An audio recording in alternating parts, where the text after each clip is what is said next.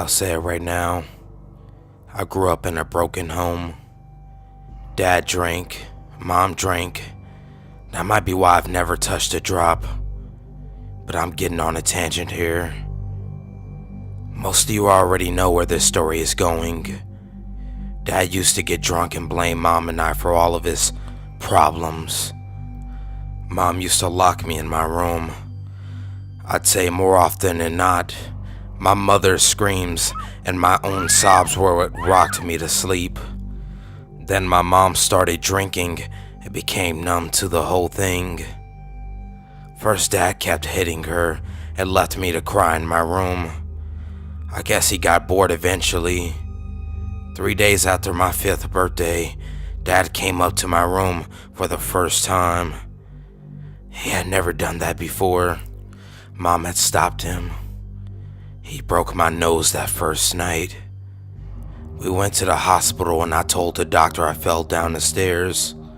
He seemed to believe me. It was clockwork after that. Mondays, Dad worked late and we rested. Tuesday nights and Thursday nights, he was at the bar until well after my bedtime. Wednesdays were the worst. Fridays were normally insults, an occasional slap. Weekends he drank himself to sleep around 4 in the afternoon. But Wednesdays, he'd come up to my room and do his business. If I blocked the door, it was a dozen rounds with the belt.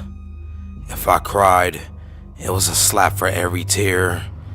But if I was quiet, I let his knuckles crack against my jaw and let him pull my short hair. I'd never have to make up stories at school. I was an adventurous boy, and no one looked twice when my hands were scraped or if I had a bruise on my cheek. I lived for 2 years figuring that one night my dad would hit me too hard and I'd end up with the angels. Death scared me. One Wednesday, I was sitting in the corner when I saw him, a tall man in my corner. At first, I thought it was a woman. It looked like a black dress fell from a black face. I realized after a moment that it was a robe, a cloak, but I learned that word years later. I knew what I was looking at. I'd watch TV, I'd read books. I knew what death was supposed to look like. But I couldn't cry. Dad would come in. I'd get the belt and the death would take me away. But for all the pain in my life, I knew that I wanted to live. That night, I fell asleep on the floor, huddled in the corner of my room with the halo of moonlight coming from the window resting around my feet. Death simply stood in the darkest corner of my room, behind a door leading to the hall. He was there every bad night after. Always Wednesdays. Some Fridays when my dad was in his worst moods. Every night he got closer. After 2 months, he would sit on a toy box at the end of my bed, sitting with his back against the wall, turned sideways so I always caught the profile of a shadowy hood. "Why are you here?" I asked him one night. He stared at me from the toy box, knees pressed against his chest and arms curled around his shins, almost a fetal position, though there was no fear in the position, just boredom. "To watch," he told me. I swallowed at those first words. I'd expected a quiet rasp like on TV. Death's voice was something more. It was a burly man's confident and strong voice. It was a caring mother's nurturing tone, a madman laugh, and a child's giggle. It disturbed me and comforted me. "To watch what?" I asked. He simply looked at me.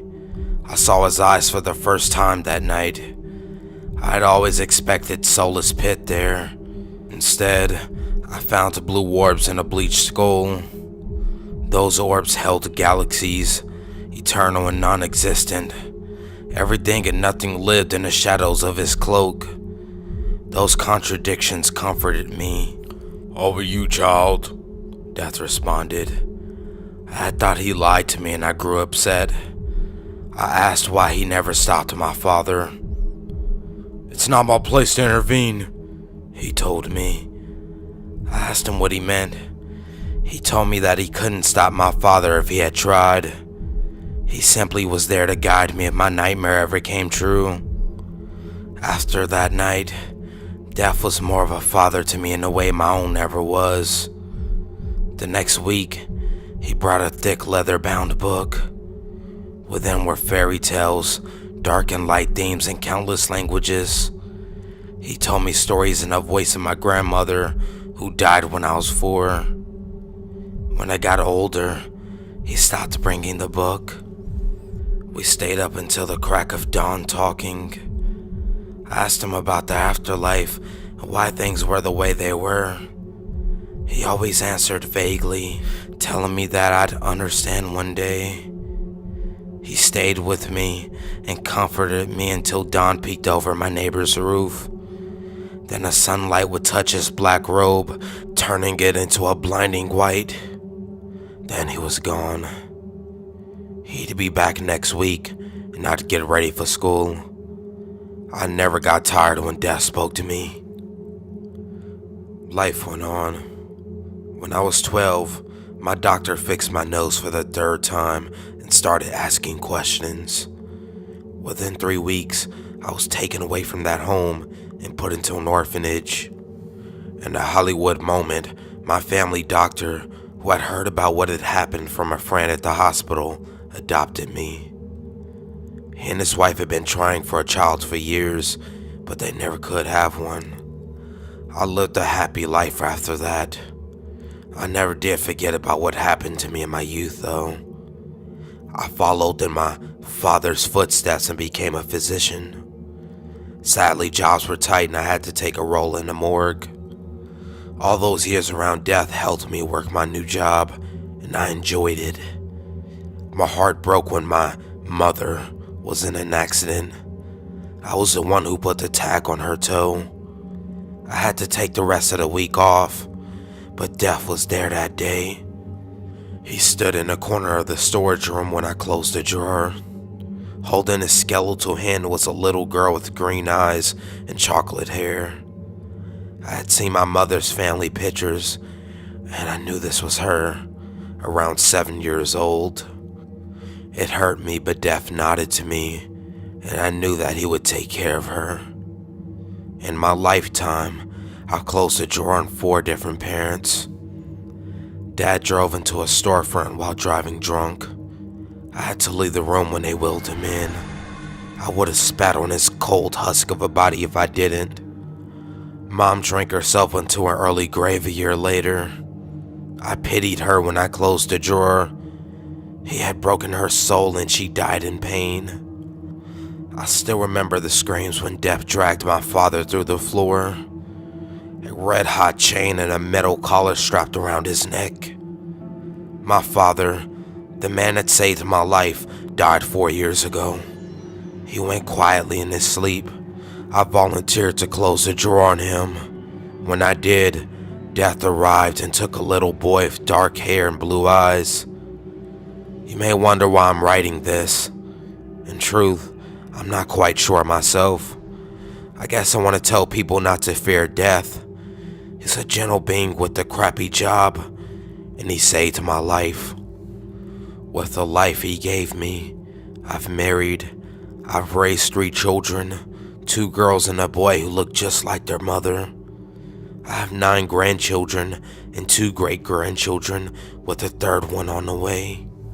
I lost my wife last year to a heart attack. It hurts me to think about it, but I know she didn't fear death. She knew my story, the one I'm telling you now, and she went in her sleep holding my hand. As I write these final thoughts, I look to my window. Out there I see a figure in the street, snow blowing white on black robes. A moment ago, I opened the window and invited him in. When you live as long as I have, you learn to treat a guest right. Now he's standing in a corner, patient as the day I met him. When I'm done with this post, I'm going to turn off my laptop, put the little girl he brought with him into my lap, and close my eyes. My wife would close her brilliant blue eyes and rest her crimson locks on my chin. I'll take one breath and fall asleep. When I wake up, I'll be with my family.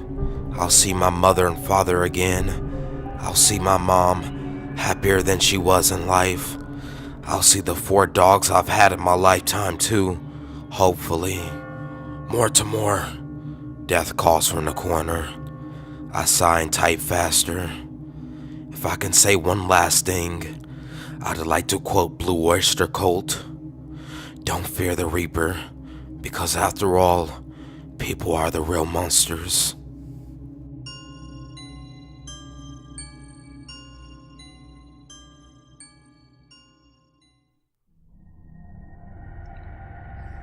During the fall, some friends and I grew quite bored of just sitting in our dorm rooms.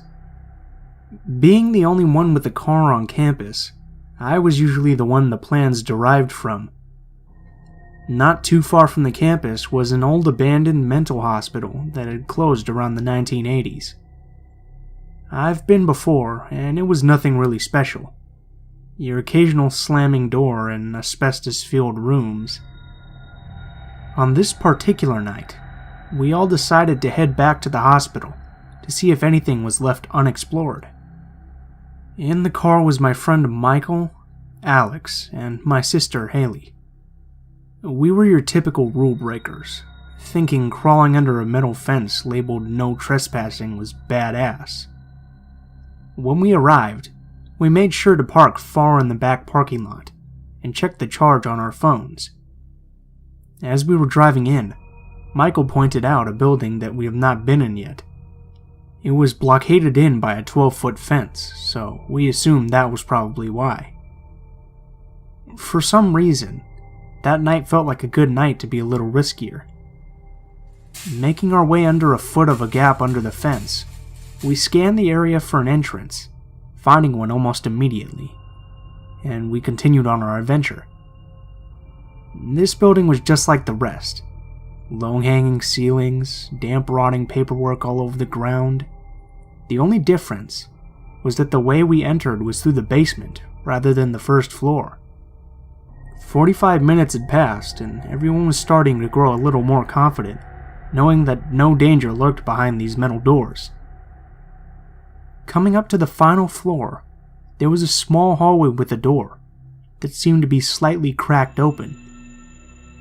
We made our way to this enormous door and pushed it open, propping it with a chair.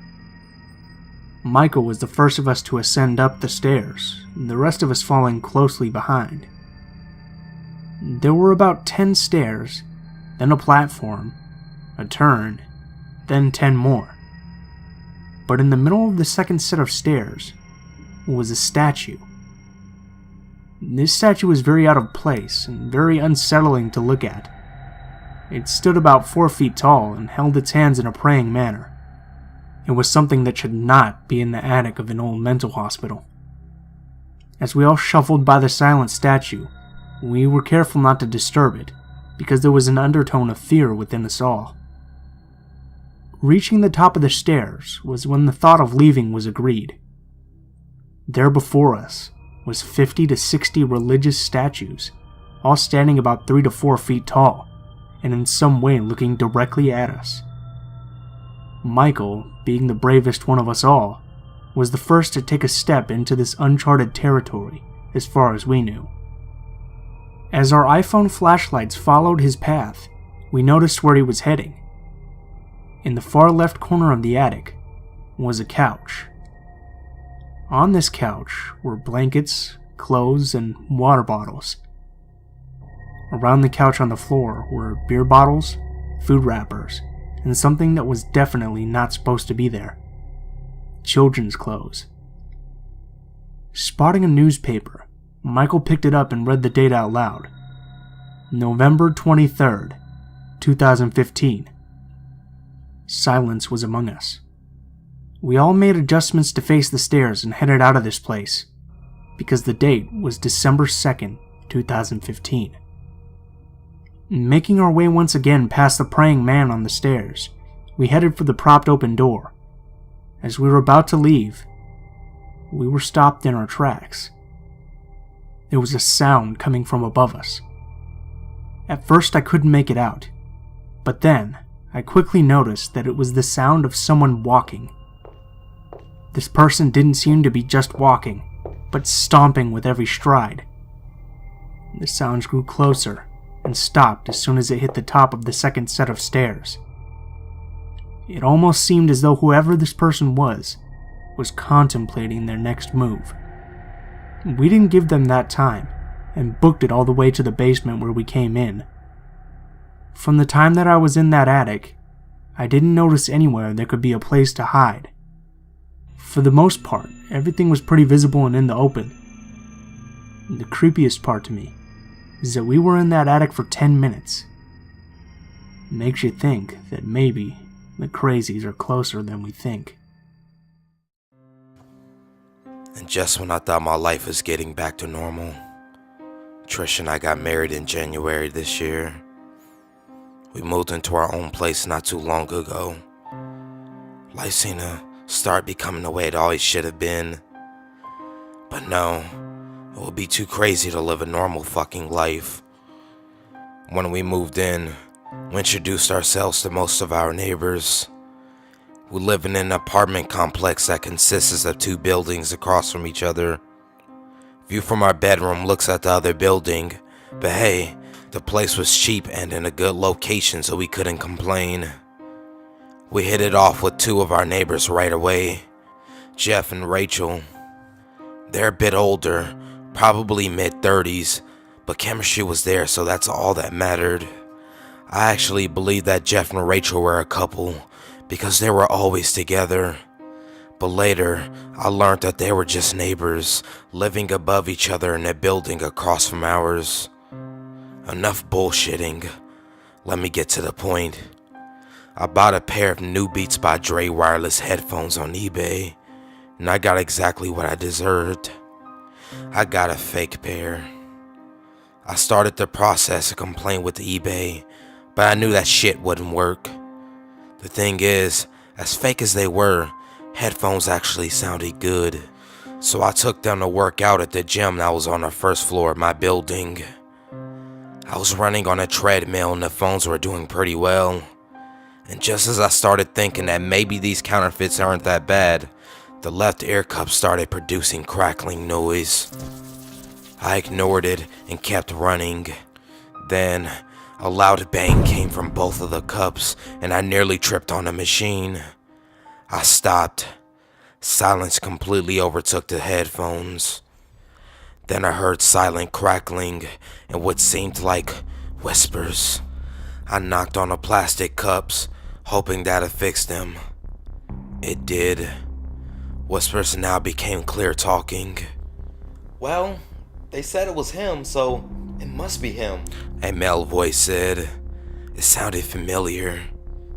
Alright, but let's keep calm until we actually know for sure, responded a female voice. I recognized that voice. It was Rachel. And the male sounded a lot like Jeff. Then the crackling noise got loud again, reaching unbearable pitch. As I was about to take the headphones off, the music started playing again. I didn't think twice about this event. I mean, why would I bother trying to understand how their conversation ended up in my headphones? Who gives a shit? I was just pissed that my fake beats were acting up. Jeff came over the next day. He is an electrician, and I asked him to help me install a pair of those clapping lights. I guess I watched too many movies, and I really wanted to be able to just clap for the damn light to come on. I found a good deal and bought a few, so Jeff was helping me install them. He did it for free. Since eBay hadn't done anything regarding my issue, I decided to keep the headphones. Seller wouldn't give me a refund, and they sounded alright, so I sucked it up. So 2 days ago, I was relaxing at the balcony drinking some Stella and listening to Kanye's new album. I mean, I was sunbathing and listening to my favorite artist while drinking my favorite beer. Life was damn near perfect. Then, the same crackling noise started. At first it didn't bother me, but it got louder and louder. It finally got really loud, and then it all stopped. Whispers came through the headphones again. I turned up the volume to the max. We're gonna have to approach Trish first. A million fucking goosebumps ran all over my body. If I learned anything from my encounters with Rose, it was that coincidences don't exist in my life. The voice saying my wife's name belonged to Rachel. There was no doubt. I stood up in my chair and looked to the building across, but I couldn't see into Rachel's apartment. She had blinds on. Come to think of it, she and Jeff always had their blinds on and were never on the balcony. At least 4 days. That's what we have to wait. You heard him. And after that, him. That was Jeff. I stood up and took my headphones off. I wanted to run over to his place and ask what the hell was going on. I just stood there for a minute, trying to think. I put the beats back on my head, but at that point, the music was back on. I didn't know what was going on. I didn't mind the first interference, but this one was about my wife, and how in the world was I able to hear them talk? I assumed it was some kind of radio interference. I decided to talk to Jeff about it. I texted him and asked what he was doing. After no text for a few minutes, I went back to drinking. 2 hours later, I was still sitting on the balcony without a response from Jeff. Finally, around 9 p.m., I saw Jeff walk out of his building. As soon as he got out, I yelled, Hey man, you get my text? Nah, sorry. I left the phone at work. What's up? Lights working okay? Lights are fine, thanks. I was gonna ask you, do you and Rach talk over a radio or something? I swear to God, the man just stopped in his tracks. He was looking up at me, but he wasn't moving. After about a minute or so of silence, he responded, Nah man, why? Where'd you get that from? He smiled at me, but it seemed forced. Shit man, no idea, must be the Stella, I said, also forcibly smiling while raising my empty beer bottle. He laughed at my joke and yelled a quick, "Talk to you later," and went back in. I thought that whole encounter was strange. Shit, whole damn day was strange as hell. But I wasn't thinking too much about it. I was decently buzzed and pretty tired, so I just decided to go to sleep. Trish was already sleeping. At around 2 to 3 a.m., some kind of noise woke me up. I am a light sleeper, and even little things get me, but this sounded pretty loud. I sobered up enough to realize that the sound was coming from the headphones. It was that same crackling that got louder and louder. Finally, it went away and silence took over. I turned the volume all the way up, trying to hear anything. These damn things are so loud, they sound more like a boombox than headphones. But I still couldn't hear anything. Then, a loud clap came from my fake beats. The light in our bedroom turned on instantly. I was still a bit sleepy, so it took me a second to comprehend what the fuck was happening. The clap activated the light. Who the fuck? Then it came to me. I walked over to our window, and that's where I nearly fucking screamed. The building across the street had all lights off. All but two. Jeff was standing at the window in his apartment, and Rachel was standing at the window in the apartment above. They were both looking straight at me. Jeff was holding something that looked like a radio. He brought it to his mouth. Crackling came from the headphones again. "Yup," is all he said. As he said it, the lights turned off in both of their apartments, and I couldn't see anything anymore. My headphones went silent. If this is a prank they're pulling on me, it's a good one. If it's not a prank, Well, here we go again. When I was a sophomore in college, I lived in a small but beautiful historic studio apartment in a small East Coast city that had somewhat of a reputation for crime or danger. However, the neighborhood I lived in was usually considered one of the good neighborhoods. It was close to the city's university, and was mostly students living there, especially on the street my building was on. My building was a huge 4-story townhouse, if you can really call it that. It was really a mansion as a whole, built in 1895. The architecture was really awesome. Built-in bookshelves and huge mahogany pocket doors that slid into the walls. Anyway, the building wasn't exactly in mint condition, and my landlord was pretty lazy. He would always come by and check up on things and make promises to get stuff fixed, but never really got around to doing much of anything. The apartment I was renting was on the first floor, my front door immediately on the left as you walked in the building's door to the street. This door, the building's front door, which from the street opened to a small lobby area with only one door in it, mine, and a staircase to the other apartments upstairs, was huge and heavy and was never locked. In fact, you couldn't lock it, and in fact, it didn't even close all the way. So basically, the door to my apartment was open to the street. I had asked my landlord countless times to please do something about the front door, but he never bothered to do anything. Well, one night, I was getting home from work, and it was very late, about 3:45 a.m. I worked as a pizza delivery driver at a place that was open really late every night, and I was just sitting on my couch, watching a little TV before I went to bed. I had also gotten totally naked, something I truly loved being able to do considering I lived alone. Anyway, not 10 minutes since I'd gotten home and sat down, I hear these 3 slow knocks at my door. I'm thinking, who the fuck would be at my door at this hour? What could they possibly want? Why didn't I hear the building's front door open like I normally do? Young and naive, I was half scared and half intrigued. I put a robe on and slowly crept towards the door, which, by the way, was literally right next to the couch where I was sitting. At this point in time, my door didn't have a peephole, so I just kind of had to take a leap of faith and open the door. When I did, a tall, emaciated, middle-aged man stood staring down at me, with low eyes and a grin. He was wearing all black, many layers, and had a big black trench coat. The first thing he said was, "Can I come in?"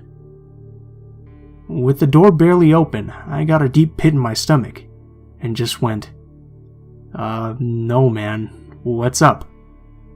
He just stared into my eyes for a second, clearly disappointed, and then said, "I've seen you around," and started to grin again.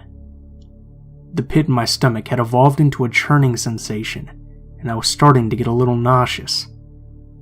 "Yeah, I've been watching you, and I like the way you look," he said.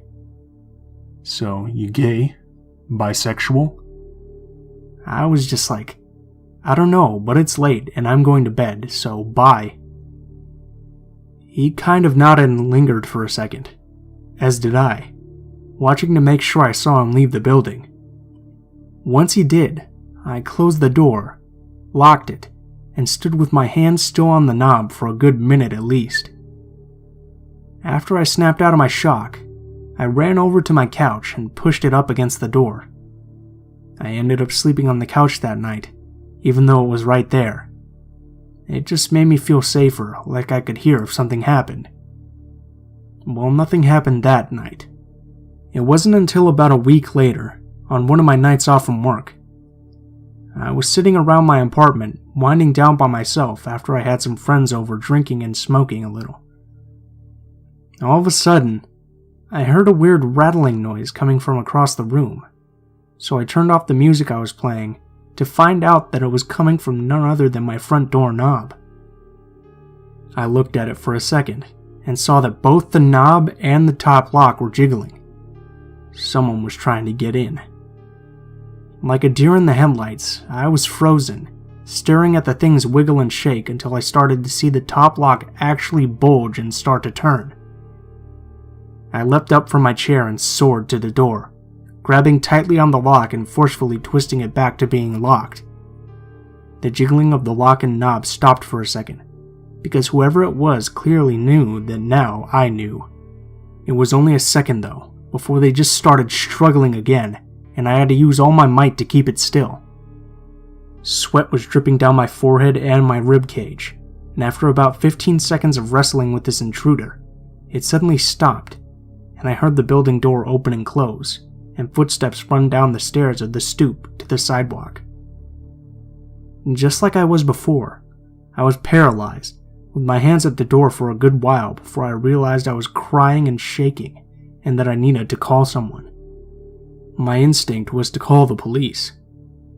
In hindsight, I regret this for the following reasons. I was basically having a panic attack while I was on the phone with 911, and actually threw up during the call. And I think that's when they decided I was just fucked up or something. When the two police got to my apartment, they stood in my doorway as I struggled to recount to them what had happened, as I'm shaking and crying. I notice at one point they're both smirking and laughing, and I say, "What's so funny right now?" One of them goes, "It reeks of marijuana." I was just like, okay, and basically argued with them after that. Long story short, they ended up confiscating a bunch of shit from my apartment, and basically turning the whole situation into a little mini drug bust, although they said they weren't going to charge me with anything. Just take my shit. Nothing about this attempted break-in besides keep your door locked. I was devastated and felt so helpless. I hate to make this story so long, so I'll try to keep the last part short. Basically, this same scenario happened one more time, about 2 weeks from the last time. Only instead of calling the police, I called my dad, who raced down in an hour, 2-hour drive from his house to this place, with a crowbar up his sleeve. Unfortunately, by the time he had gotten there, whoever it was had already left. My dad ended up cussing out my landlord and demanding he get the door fixed and install a new lock and a peephole on my door. He did make this happen within a reasonable amount of time, and I also got one of those bars you wedge between the doorknob and the floor. I also got an aluminum baseball bat to protect myself with, so I felt a lot better from then on. Needless to say though, I ended my lease for that apartment a month early and never moved back to that street. I never found out for sure who was trying to pick my locks and if it was the guy who had come to my door the first time, but whoever it was, let's not meet.